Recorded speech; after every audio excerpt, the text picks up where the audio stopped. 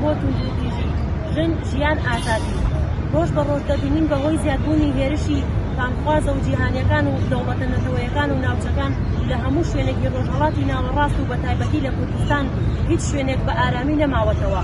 لە ئەنجامی ئەو دۆخە ناهەموارەش هێرش و توندروتیژەکان بەرامبەر ژنان ڕوو لە زیادبوونە. کوشتنی ژنان لەسەر ناوی شەرەف، هاوسەرگیری، لە تەمەنی منداڵیدا ڕەتکردنەوەی ژنان لە هەموو گۆڕەپانە گشتیەکاندا زیادبوونی زیندانیانی سیاسی و کۆچبەربوون. نمونەی توندروتیژی دەسەڵاتە دژ بە کۆمەلگا و بەتایبەتی ژن.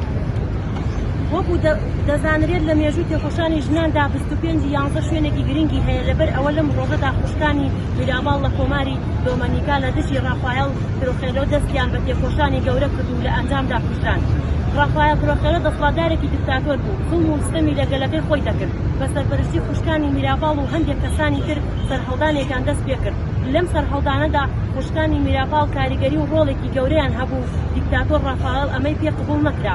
بۆیە ڕۆژێک خوشکانی میراباڵ کاتێک دەچن بۆ سەردانی هاوسەرەکانیان لە زیندان و لە کاتی گەڕانەوەیان بە فەرمانی ڕافایل لە ڕێگای دەیانکرێن و ئەشکەنجەیەک دەکرێن و دواتر دەستێتی دەکرێتە سەریان بۆ ئەوەی ئەم کارەیان بشارنەوە، دەیانخەنە ناو ئۆتۆمبیلێک و لە شاخێک دەیانکەنە خوارەوە.